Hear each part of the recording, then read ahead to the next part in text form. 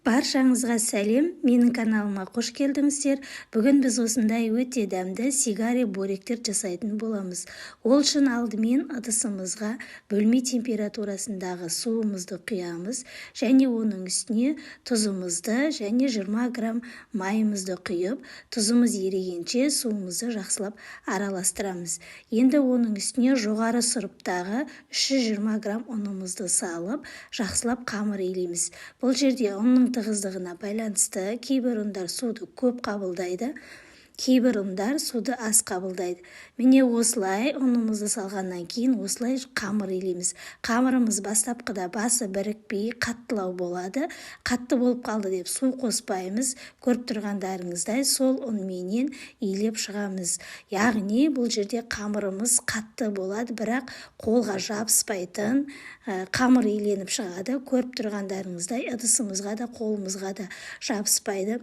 Жақсылап салмақпен 10 минут 15 минутқа дейін қамырымызды осылай басын біріктіріп жақсылап илеп шығамыз. Илеп болғаннан кейін оны таза салафанымызға салып 20 минутқа тындырып қойып қоямыз.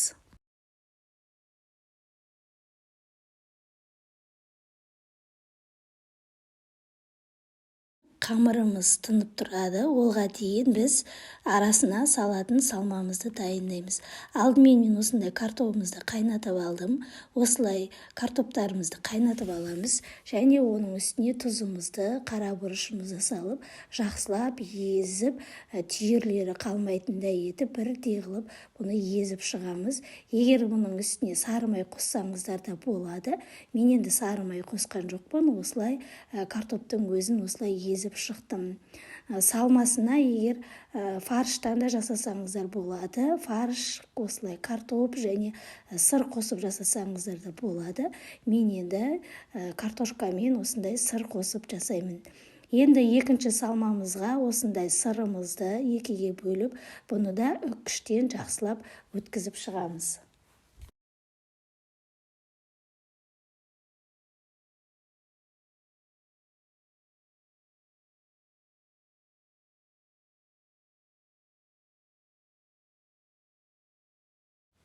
Міне біздің салмаларымыз да дайын болды. Енді бұларды бір шетке қойып қоямыз. Жаңағы 20 минут тындырып қойған қамырымызды енді аламыз. Көріп тұрғандарыңыздай қамырымыз өте жұмсақ, қолымызға жабыспайтын қамыр болды. Енді бұл қамырымызды осындай таразының көмегімен әр қамырын 100 граммнан осылай өлшеп бөліп аламыз. Егер таразыларыңыз болмаса, көз мөлшерден бөліп алсаңыздар болады.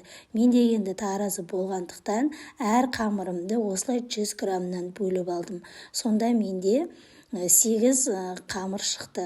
Осылай барлығын 100 граммнан бөліп алып, оны кәдімгідей дөңгелек етіп кішкентай зуалалар жасап шығамын. Яғни астын үстіне қаратып, дөңгелек формаға келтіріп жасап шығамыз.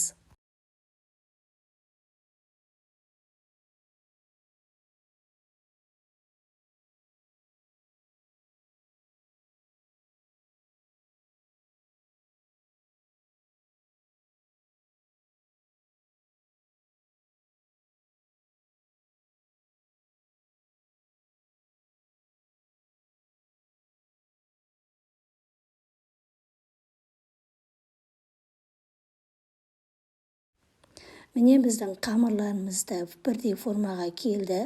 Енді оларды осындай бір ыдысқа салып, оның сыртын арнайы салафанға кигізіп, бетін жауып қойып қоямыз, беті қаясып қалмас үшін. Енді осылай оны бір шетке қойып қоямыз. Енді ол қамырымызды тындырмаймыз, бірден жая береміз. Алдымен енді осы қамырымыздың ішіне себетін ұнымызды дайындап аламыз. Ол үшін ыдысымызға ұнымызды және оған кукурузный крахмалымызды салып, осылай араластырамыз. Өйткені біз қазір қамырды жайған кезде арасына осы ұнды себетін боламыз. Міне осылай кукурузный крахмал мен ұнды бір ыдысқа салып араластырып аламыз. Енді жаңағы дөңгелектеген қамырларымызды жайып шығатын боламыз. Бірден 3 қамырды бірге жаятын боламыз. Әр қамырды бөлек-бөлек жаймаймыз. Үшеуден жаятын боламыз. Көріп тұрғандарыңыздай, бірінші әр қамырымызды осылай дөңгелек формаға келтіріп аламыз. Сөйтеміз да оның үстіне, бірінің үстіне бірін қойып, ұн сеуе отырып, қамырымызды, 3 қамырымызды бірге жаямыз.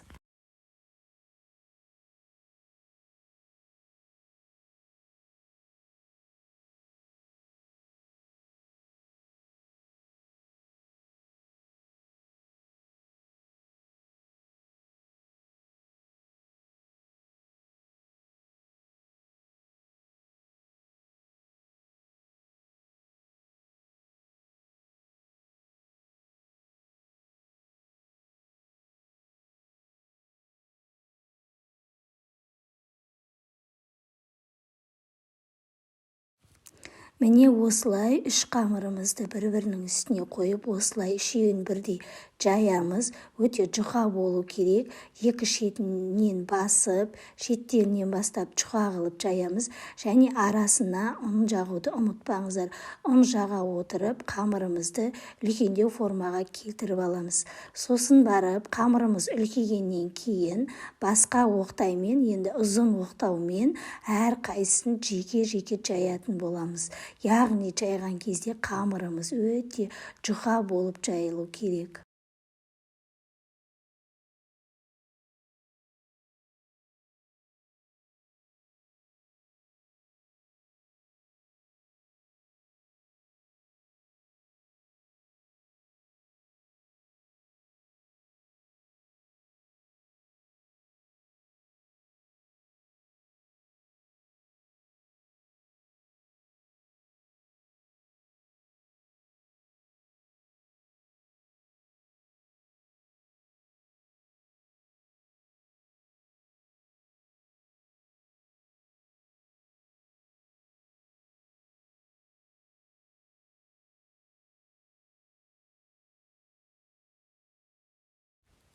Міне енді жаңағы үшеуін бірдей жайған қамырымыз осындай сәл үлкендеу болғаннан кейін қалған 2 бөлігін бір шетке алып қоямыз да, бір бөлігін енді ұзын оқтаумен кәдімгідей еттің қамыры сияқты етіп бір қамырдан енді жаямыз.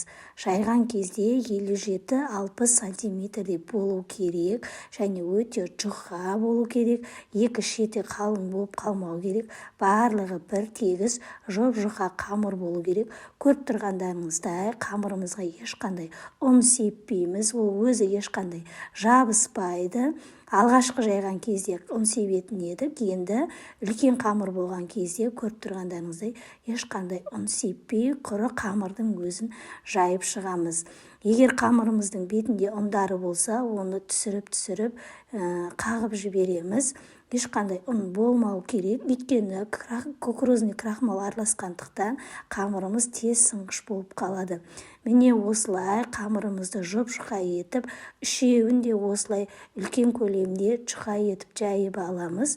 Сосын жайып болғаннан кейін қайтадан сол 3 қамырымызды біріктіріп, оқтаумен осылай 2-3 мәрте айландырып, тағы бір жайып жібереміз. Міне біздің жаңағы 3 қамырымыз дайын болды. Енді осы қамырдың қақ ортасынан бір мәрте бөлеміз. Сосын бөлгеннен кейін сол бөлікті қайтадан екінші қамырдың үстіне беттестіріп, оны да тағы да ортасынан видеода көріп тұрғандарыңыздай тағы бір бөлеміз. Енді келесі бөлігін тағы осылай үстіне қойып, міне осылай 3-ке бөліп шығамыз. Бірдей етіп, 3-еу қылып осылай бөліп шығамыз.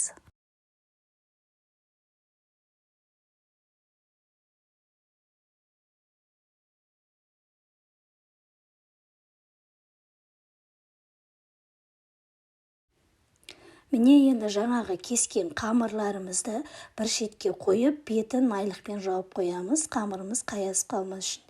Енді осылай кесілген қамырымызды алып, оның бетіне бір шай қасық жаңағы салмамызды осылай салып, ұзындау етіп келтіріп аламыз. Сосын оны екі шетін қайтарып, видеода көріп тұрғандарыңыздай, басынан бастап осылай орап шығамыз. Басында сәл тығыздау қылып ораймыз.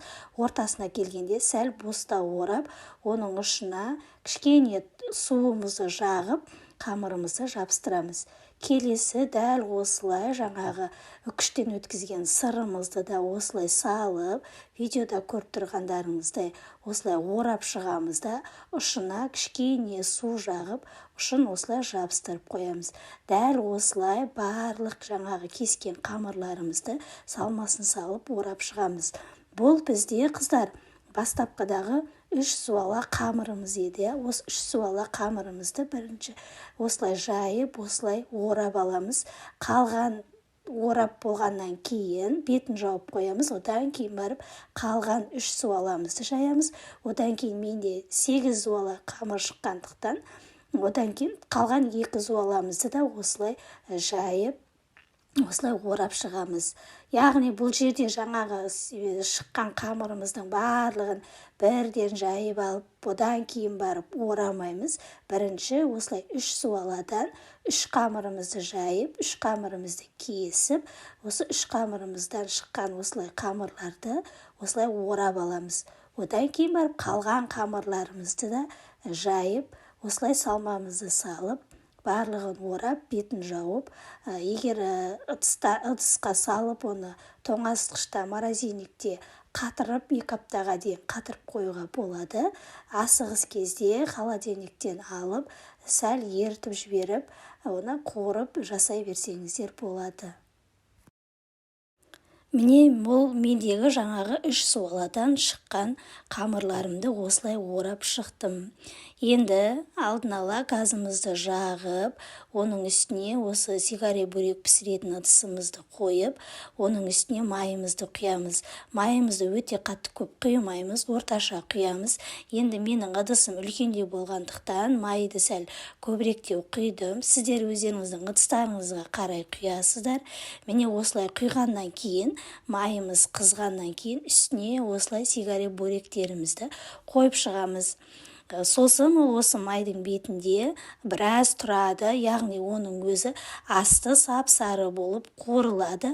Сол кезде барып екінші бетіне осылай аударып шығамыз. Көріп тұрғандарыңыздай өте әдемі, түсі сарғыш болады. Сол кезде келесі бетін аударып, екінші бетінде осылай сап-сары етіп, осылай қуырып аламыз.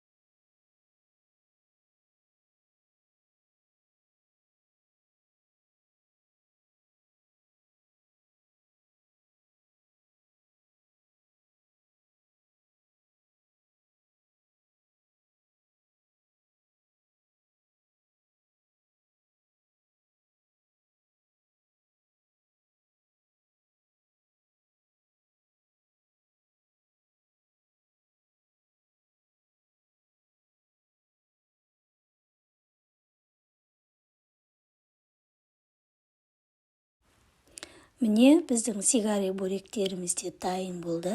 Көріп тұрғандарыңыздай өте хрустящий, дәмі өте керемет болады. Ыстықта жесеңіздер тіпті дәмді болады.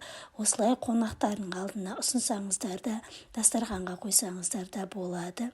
Қазір сіздерге бөліп көрсетемін.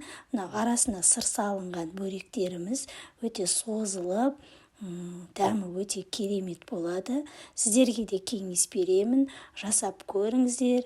Менің каналыма тіркелуді ұмытып кетпеңіздер.